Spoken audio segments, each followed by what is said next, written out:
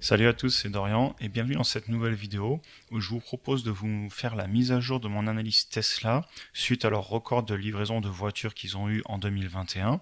Alors c'est un nouveau type de vidéo qui je pense pourrait vous intéresser car je prends les chiffres de mon analyse fondamentale que j'avais faite à l'époque il y a quelques trimestres et je la mets à jour pour voir si on est toujours en ligne en termes de chiffres et on va essayer aussi de déterminer ensemble quel serait mon nouveau prix d'achat cible si je voulais la racheter.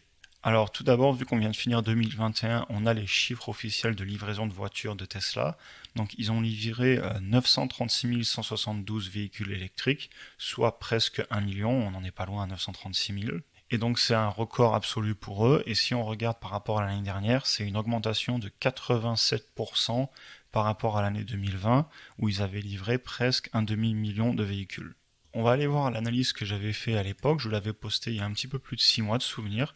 D'ailleurs, si vous voulez voir précisément comment j'ai obtenu tous ces chiffres, n'hésitez pas à aller voir la vidéo. Mais moi personnellement, là, je vais juste modifier quelques points pour justement l'adapter 6 mois plus tard et aussi vous montrer comment du coup, tous les 6 mois, tous les 1 an, je mets à jour mes analyses en fonction des business des entreprises, en fonction de leur évolution, pour voir si je suis toujours en ligne avec ce que j'avais prévu et aussi pour savoir si je pourrais la racheter un petit peu plus cher que ce que je l'avais acheté à l'époque. Alors tout d'abord, on va rentrer les livraisons qu'ils ont fait. Donc ils ont fait 936 172. Donc vous voyez, on est un tout petit peu en dessous de moi ce que j'avais prévu. J'avais prévu qu'ils fassent un tout petit peu plus d'un million. Cependant, on n'est pas non plus extrêmement loin. Ils ont presque doublé leur vente par rapport à l'année 2020 sur 2021. Alors ensuite, vous voyez, tous les chiffres se sont mis à jour, notamment les ventes d'après, puisque j'avais indexé des pourcentages que j'estimais de croissance en fonction des prochaines usines qu'ils allaient ouvrir, notamment Giga Berlin, Giga Texas, et certainement aussi dans le futur des autres usines, mais on ne sait pas encore où, ça n'a pas été annoncé.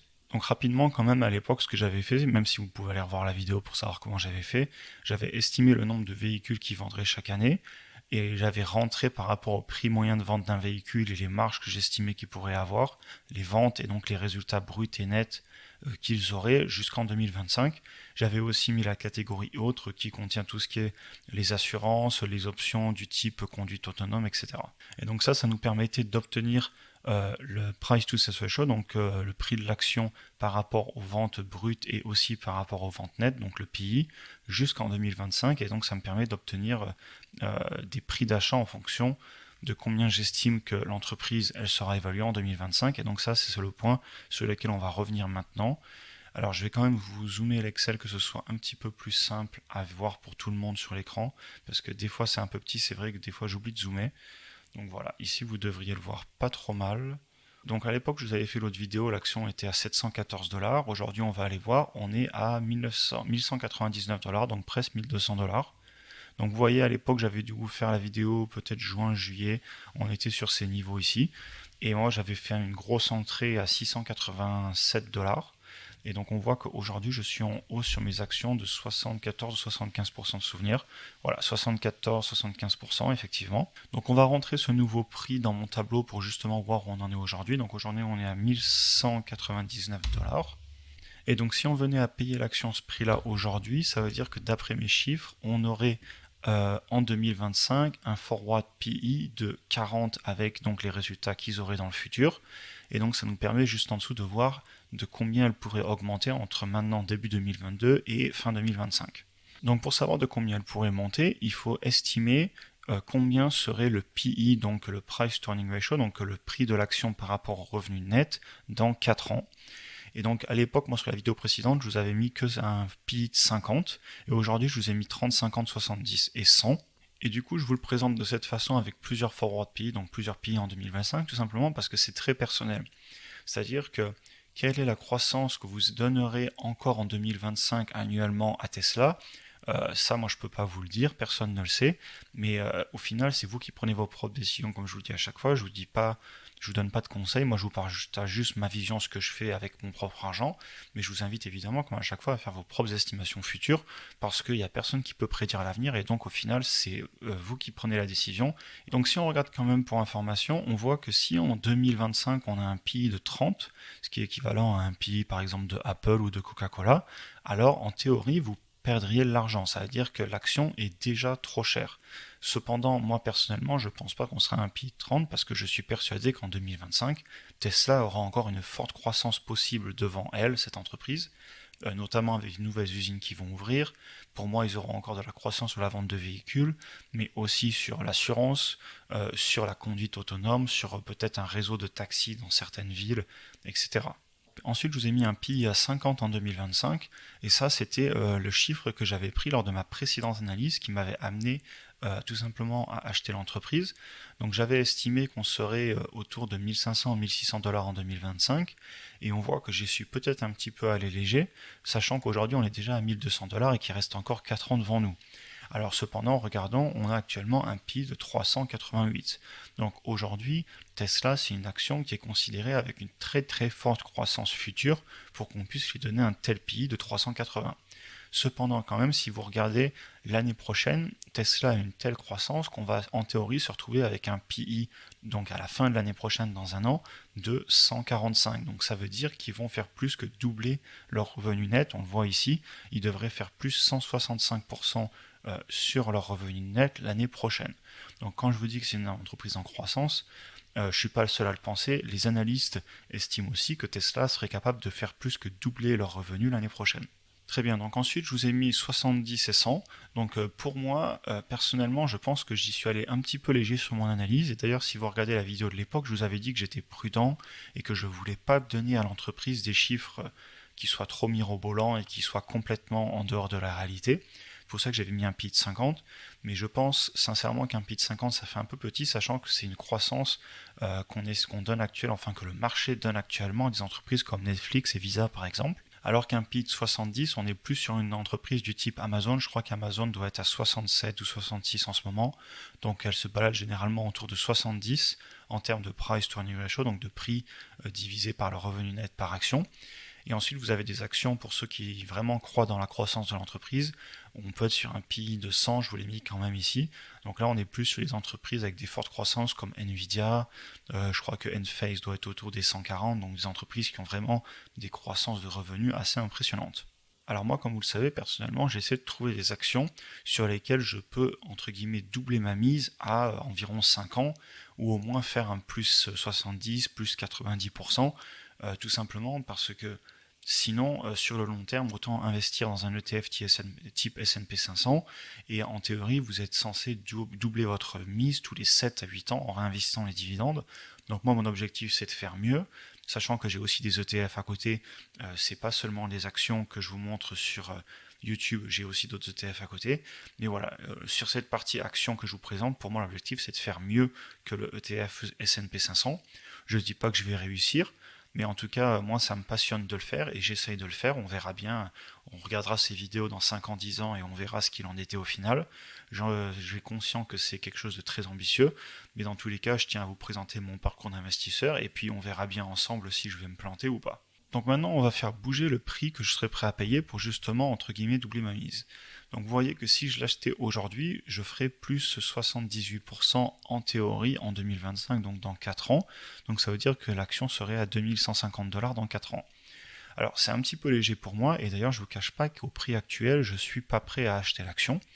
Cependant, on va aller voir le graphique et on voit qu'il y a encore quelques jours, elle était autour des 900 dollars. C'est vraiment dommage que j'ai pas eu le temps de faire cette mise à jour d'analyse avant, sachant que je la fais en direct. Hein. Je la fais en direct. J'ai préparé évidemment la vidéo, mais globalement, je me suis décidé ce matin en me levant que j'allais aujourd'hui faire la mise à jour de mon entreprise de l'action Tesla. Donc vous voyez, si on partait sur un niveau à 900 dollars, on va le faire ensemble. Ici, je vous mets 900 dollars. On voit qu'en théorie, je ferais avec un PI de 50 plus 70%, et avec un PI de 70 en 2025, un petit peu plus de x2, plus 138%. Donc franchement, ce serait un prix qui pourrait m'intéresser. D'ailleurs, je me mords un petit peu les doigts de ne pas avoir investi ici. Je l'ai vu en bourse, mais le problème c'est que j'ai pas investi parce que j'avais pas eu le temps de faire ma mise à jour de mes chiffres. On n'avait d'ailleurs pas aussi obtenu à ce moment-là les résultats de Tesla, puisqu'on les a reçus de souvenir avant-hier. Je crois que c'était pendant le week-end. Donc vous voyez, on était déjà remonté à pas loin de 1100 dollars. Et c'est d'ailleurs hier, lundi, qu'on a fait les fameux plus 12% sur le marché, donc à l'ouverture ici sur le graphique. Donc voilà, je pense qu'autour de 900, j'aimerais bien en reprendre, mais ensuite ce qu'on va faire, c'est qu'on va se mettre ensemble une zone d'achat, comme je le fais sur mes autres actions assez souvent, comme par exemple je vous l'ai montré il n'y a pas longtemps de souvenirs sur Square. Vous voyez, j'ai un prix d'achat entre 165 et 190, et vu qu'on est rentré dans cette zone où il y a mes deux lignes en violet, et ben j'ai beaucoup acheté l'action, et donc je vous propose de faire pareil sur Tesla ensemble, et comme ça me permettra aussi de vous montrer comment je mets ces lignes sur TradingView. Donc si on revient sur l'action, on va se mettre une première ligne autour des 900 dollars. Donc vous voyez, je mets une ligne horizontale et on va se la mettre ici au niveau de la résistance. Voilà, et on va se la mettre à peu près à 900 dollars. Donc en fait, c'était ici au plus haut et ici, on voit qu'on a une résistance d'un point de vue de l'analyse graphique. Et ensuite, on va aller voir, si on était sur ce niveau de résistance ici, on voit qu'on a un point ici, et qu'ensuite ici, on n'arrivait pas à redescendre en dessous. Donc on est autour des 760 dollars. Et donc si je vous mettais ici un 760 dollars, on serait sur un exactement x2 en 2025 avec un PI de 50 et un x 2,8 avec un PI de 70 en 2025. Donc on va aussi se mettre une ligne ici. Donc on disait de Sony, je vous ai dit, voilà, juste ici sur les 760, allez, 765. Donc voilà, si l'action venait à retracer de moins 25 à moins 35%, je pense que j'en remettrai sans hésiter. C'est dommage que j'ai raté le coche, mais en même temps, je préfère avoir raté le coche et ne pas avoir investi sans avoir remis mes chiffres à jour et sans avoir eu cette information de livraison de véhicules qu'on n'avait pas la semaine dernière, je tiens à le rappeler. Vous voyez, ça a été posté le dimanche 2 janvier. L'autre raison pour laquelle aussi je ne suis pas pressé, c'est tout simplement parce que Tesla, c'est une très grosse position dans mon portefeuille. Je dois de souvenir être à plus de 10%. Alors j'ai fait une petite coupure sur la vidéo, je viens de vérifier en direct. Effectivement, je suis à 11% de mon portfolio sur Tesla. Donc c'est beaucoup. J'ai clairement pas envie de monter beaucoup plus haut. Cependant, en ce moment, j'achète beaucoup d'autres actions, donc forcément, le poids de Tesla dans mon portefeuille va baisser.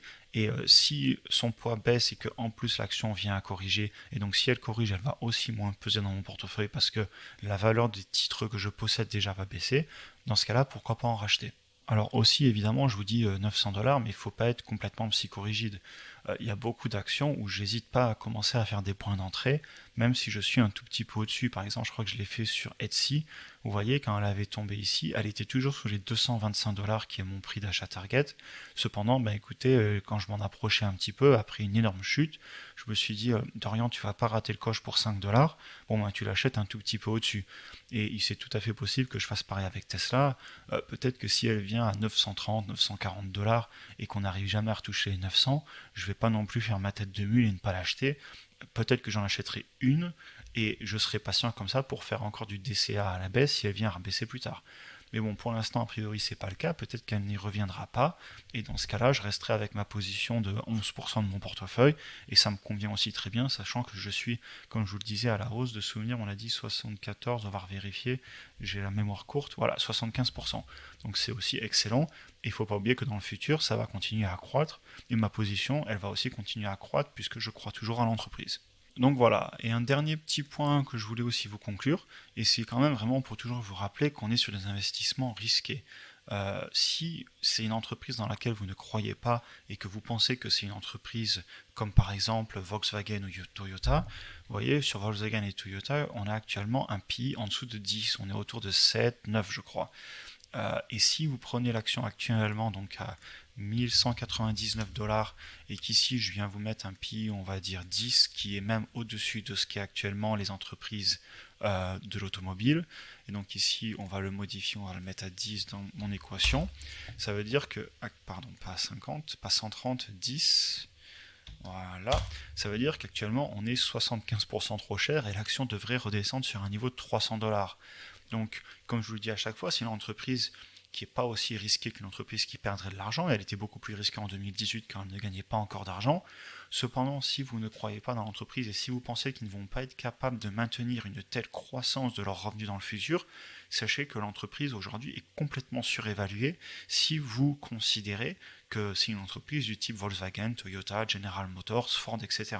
Cependant, moi, c'est pas ce que je considère. Je considère que c'est une entreprise innovante qui va continuer à disrupter, qui continue aussi à amener beaucoup de technologie et d'intelligence artificielle. Je crois vraiment à la conduite autonome. Cependant, attention, je ne suis pas un extrémiste. Je ne pense pas que ce sont les seuls qui vont réussir à le faire. Google travaille beaucoup dessus avec Waymo. On sait très bien que des entreprises comme Volkswagen, Toyota, General Motors travaillent aussi sur la conduite autonome. Vous avez aussi Nvidia et AMD qui sont sur le segment. Donc prudence, comme je le dis, mais si vous y croyez, n'hésitez pas à y aller. Cependant, si vous pensez que ce n'est pas une entreprise innovante, comme je le répète à chaque fois, vous prenez vos propres risques. Moi, je ne vous donne pas de conseils, je vous partage juste ce que je fais et ma vision des choses. Très bien, donc j'en ai fini avec cette vidéo. Comme d'habitude, n'hésitez pas à me mettre un like. Moi, ça me fait que pousser la vidéo sur YouTube. Ça nous permet d'être plus nombreux à tous échanger et discuter parce que le plus on va rencontrer de personnes, ou le plus plutôt de personnes vont trouver la chaîne et le plus on pourra tous en parler ensemble. N'hésitez pas aussi, comme d'habitude, à vous abonner, à me dire dans les commentaires ce que vous voudriez que je fasse comme prochaine vidéo.